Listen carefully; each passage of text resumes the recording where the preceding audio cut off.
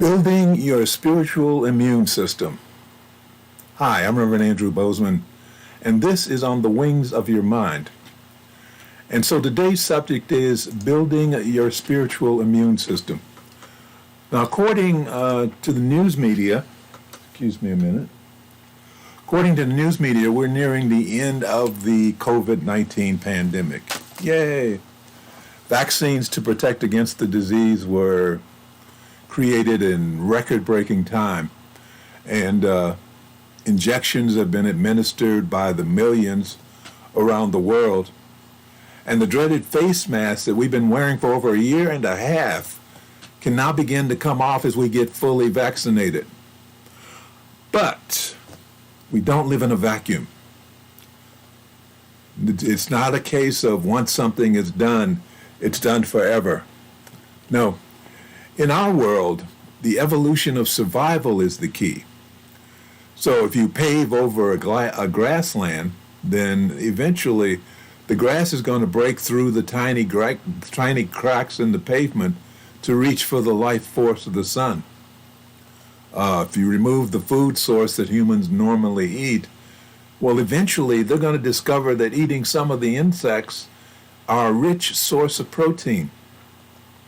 So we can create a vaccine to block a virus, but eventually that virus is going to mutate and get around the vaccine that seems to defeat it. That's the case with the COVID-19 virus. According to the news media, a new strain is beginning to successfully break through the protection of the vaccines we just created. Now we're being advised to put our masks back on in order to protect us from the new threat that's working its way around the world. So one lesson we can all learn from this situation is that no matter what humans do in this world, it is only temporary. It is always only going to be temporary. There is no such thing as permanent in the world of human endeavor. We are always in a state of change in our physical world, in this existence on the physical plane of existence. Everything is in a state of change. Now that can be a scary fact to deal with. Everything's changing. So how can we protect ourselves against this mutating threat that they call the COVID-19?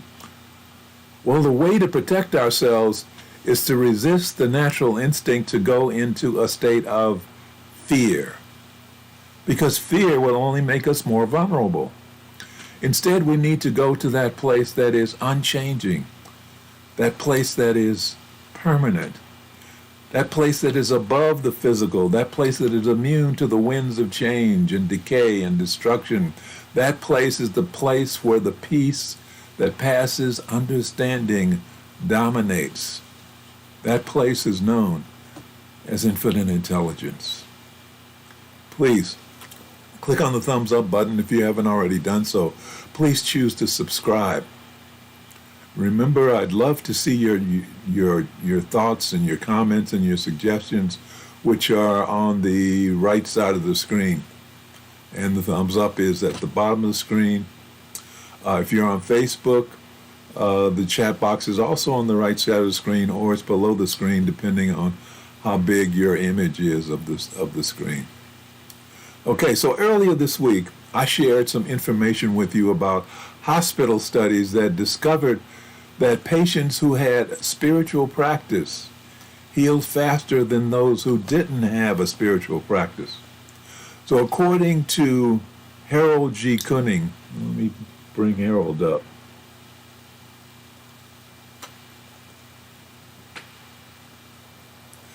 According to Harold G. Kuning, studies have shown that prayer can prevent people from getting sick. And when they do get sick, prayer can help them get better faster. Let me repeat that. According to Dr. Harold Kuning of Duke University, studies have shown that prayer can prevent people from getting sick. And when they do get sick, prayer can help them get better faster.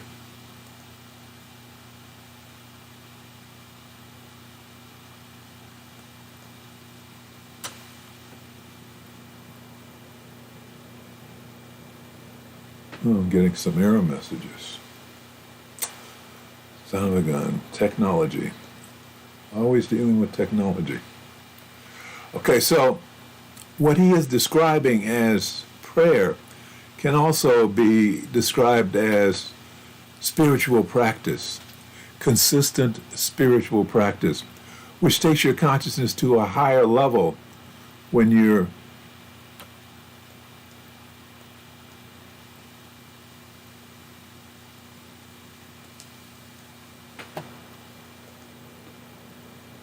technical difficulties, folks, my apologies. Anyway, it can take your consciousness to a higher level where you can connect with infinite intelligence and experience the power of its mind-altering properties. So prayer, spiritual practice, they're the same. And so the miraculous benefit of connecting with infinite intelligence on a regular basis is that it actually changes you physically. That's right. It actually alters your body. And this is supported by the work of Dr. Andrew Newberg and his colleague Mark Robert Waldman in their book entitled How God Changes Your Brain. Spiritual practice actually changes your brain. But they're not the only ones who discovered this. Also,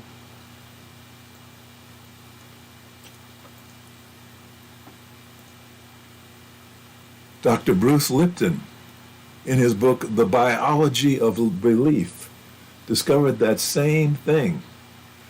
And then there was the groundbreaking work of Dr. Joe Dispenza in his book, You Are the Placebo. And then he wrote another book entitled Becoming a Supernatural. So these doctors, in their study, in their open-minded study of what happens when you alter your consciousness, altering your consciousness by way of connecting with infinite intelligence, there is actually a physical alteration that takes place, a change. So while it does not surprise me that the reaction of a lot of people when they hear that COVID-19 is back might be fear, pervasive, ever-present fear, there is another way. You know, I saw it happening when the first pandemic was first announced. People went into fear. People viewed each other with suspicion and anger out of fear of being exposed. And then receiving the vaccine injections relieved some of that fear, gave people a sense of security, a sense of being protected. But now with the vaccine being challenged by this new mutated strain of the disease, it could mean that we're in danger of slipping back into the cesspool of fear. But let's not do that. Let's not do that. Don't let that happen. Don't let that happen, because fear can weaken our immune systems. And we need to be making our new immune systems stronger, not weaker. So we need to walk away from fear. And the first step to stopping the fear is to stop relying only on the temporary security of human design solutions. You know, humanity does not have all the answer. Human beings, no matter how smart they are, do not have all the answer. So let us not depend totally on what human beings come up with to protect us, because those human designed solutions are going to crumble in the face of change. No, instead, we need to step into the permanent, all-changing, all-powerful presence of infinite intelligence that is always there to protect us, infinite intelligence that is always there to heal us. So how can we find infinite intelligence, connect with infinite intelligence so that it can magically help us and make our immune systems stronger against the threat of this disease? How is that possible? Well, the key part is that infinite intelligence can bring us into a state of peace. Infinite intelligence can bring us into a state of peace. By taking our consciousness into that state of peace, we and our immune systems will be empowered. By going into that mind-altering state of prayer or meditation or focused contemplation, we in effect take our mind up and away from the stress of physical life, from the stress of the chaos that's going on around us. You know, stress generates a cocktail of chemicals that can be destructive if allowed to persist for too long. Peace, on the other hand, generates a cocktail of chemicals within our body that can bring a sense of calm. And in that state of calm, your mind begins to think more clearly. The communication between the trillions of cells in your body is more harmonious, which increases the effectiveness and efficiency of the way that our cells operate. In other words, your spiritual practice can make you stronger by stabilizing your emotional state, your mental state, and your physical state. But spiritual practice is not a one and done act. It is a continuing process. That's why we call it spiritual practice. Practice. It has to be done on a regular basis. Practice. It has to be done on a daily basis. Practice. Now, I'm not promoting the idea that your spiritual practice should replace your going to the doctor for your physical health needs. No, I'm saying that your spiritual practice can make your doctor's visits more pleasant because they help enhance what physical science is doing. Remember, we are human beings in a physical world. We're operating on the physical plane. So there's always the possibility that we can be affected by some physical ailment. But through spiritual practice, we can make it a less devastating experience. I had triple bypass surgery back in 1998. And when I had it, they told me that the grafts would only last 10 to 15 years, and then I would have to have it done again. Well, earlier this year, I had a pacemaker inserted in my chest, and to regulate the beat of my heart. And I was told that they were going to check my bypass grafts because they were over 22 years old. So they probably had deteriorated and needed to possibly be replaced. Well, when I came out, the doctors were very happy to tell me that my grafts from my triple bypass surgery were in such great shape that they looked like they had only been installed yesterday. Only yesterday. Because my spiritual practice, that's my assumption, my spiritual practice has been working with my body to keep it in a condition where I am working with medical science to make things better. Medical science keeps my immune system operating at its peak. Medical science in conjunction with my spiritual practice. And as it does it for me, it can do it for you. Just as my spiritual practice helps keep my immune system operating at its peak, your spiritual practice can keep your immune system operating at its optimum peak. Now, one of the most important things that I think you will learn as a spiritual warrior is that the ability to shut out the chaos of physical reality is critical. It'll tear you apart. You've got to be able to shut it out. And the power of your immune system depends on your ability to maintain a mental and spiritual balance. Your mind and spirit have to be quiet in order for you to access the connection to infinite intelligence. So developing your ability to shut out the so-called real world and go deep within yourself gives you access to your higher self, your infinite intelligence within. And as you access that more and more, you will notice within yourself an increased ability for equanimity. Equanimity is defined as a state of psychological stability and composure, which is undisturbed by the experience or exposure to emotions, pain, or other phenomena that might cause other people to lose the balance of their minds. And because of this equanimity, you're going to be able to see much better than other people can see. You're going to be able to think much better than other people can think, because the power of the peace within yourself will improve your health. It will attract more gratifying relationships, and it will give you a sense of prosperity that transcends that agony and stress of seeking money and status. So, how do you do this? How do you go about building a spiritual practice that will empower your immune system and make you feel better about yourself and your life? Well, you do it by using various techniques that will get you there. You can try calming breaths for one, at least. Dr. Andrew Weil recommends calming breaths. And he does this by teaching you to relax by breathing a special way.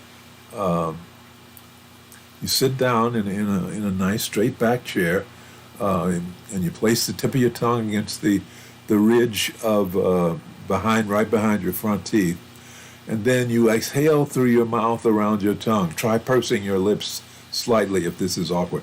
Exhale completely through your mouth, making a whoosh sound. Then close your mouth and inhale quickly and quietly through your nose to a mental count of 4. Then hold your breath for a count of 7. And then exhale completely through your mouth, making a whoosh sound to the count of 8. That's one breath.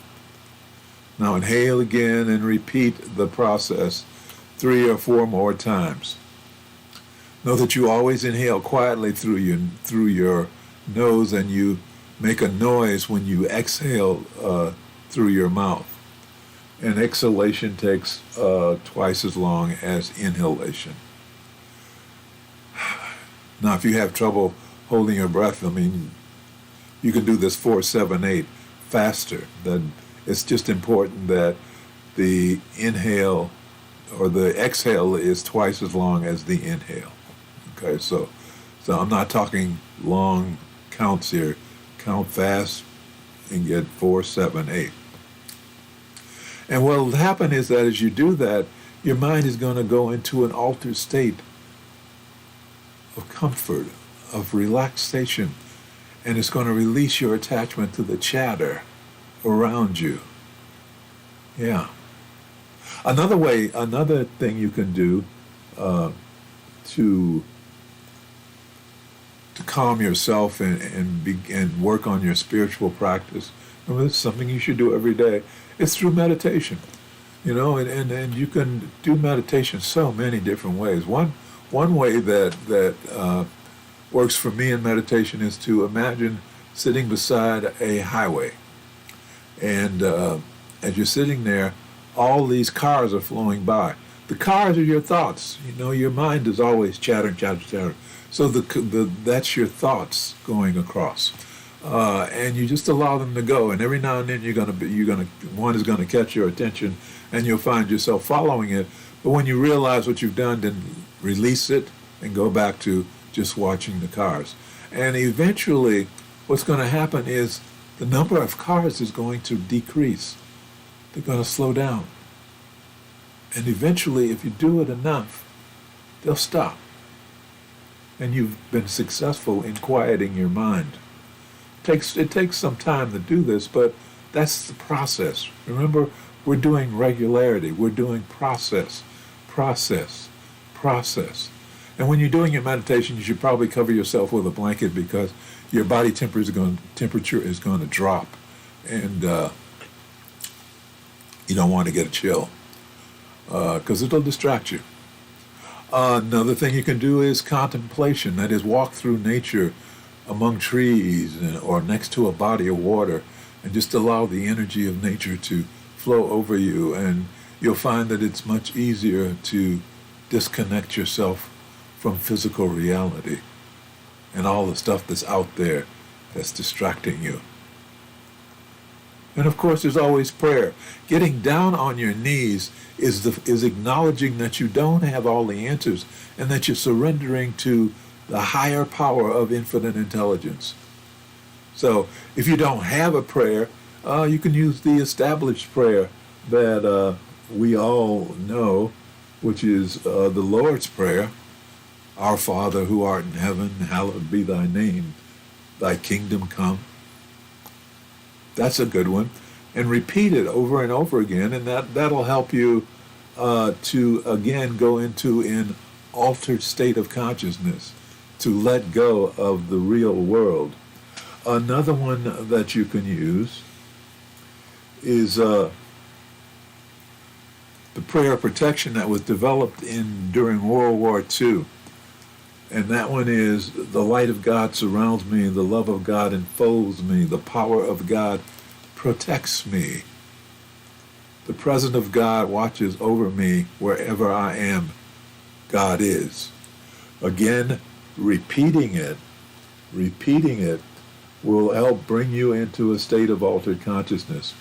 And the advantage of using these prayers is that they're familiar, but as you get into doing it more and more, you'll find that you'll be inspired to create your own prayer, using elements, from other prayers, to find that one that fits you exactly. But again, the key is we're talking practice. We're talking practice. We're talking every day. We're talking process. We're talking building a habit, a habitual pattern that will help condition your body, help condition your mind, help condition your spirit to working with infinite intelligence on a regular day-to-day basis. One and done is not going to do it for you. It has to be done on a regular basis. But the upside of that is going to empower your immune system, and is going to strengthen that immune system to protect you from disease and illness. And at the same time, it's going to empower your mind with clearer thinking. And it's going to magnify your aura so that it will attract more pleasant experiences into your life. Spiritual practice is powerful. Powerful. Powerful. Let's close with prayer.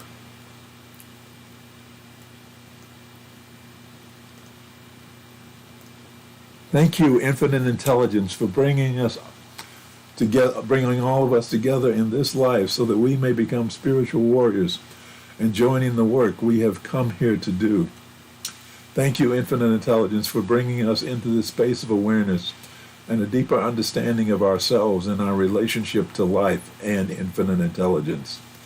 Thank you for showing us who we really are. We open our minds and hearts to the truth of our being. We are the children of God. We are individualized expressions of infinite intelligence. And because we are part of the greater whole, we're beginning to understand our value to the continuity of life on this planet. As we become channels of your power, infinite intelligence, we can feel your presence within ourselves and within our lives more and more. We know that if we feel your presence within our lives every day, we will rise, because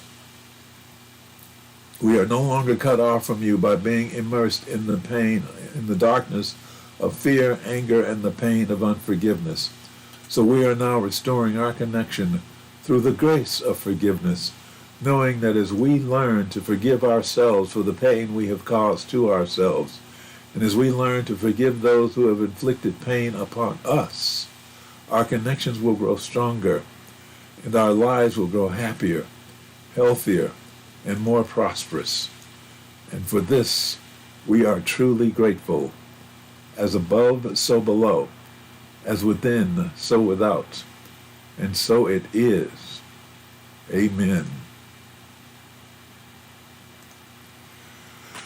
So, thank you. Thank you for spending time with me today.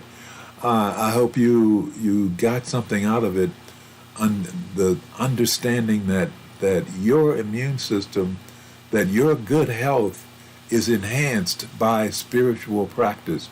So so the COVID-19 is coming back. So it may break through the vaccines that they so hastily created in order to combat it. But if you have a spiritual practice that strengthens your immune system, then you need not live in fear. You need not be afraid. You need to live in peace. and love and harmony and infinite intelligence will protect you.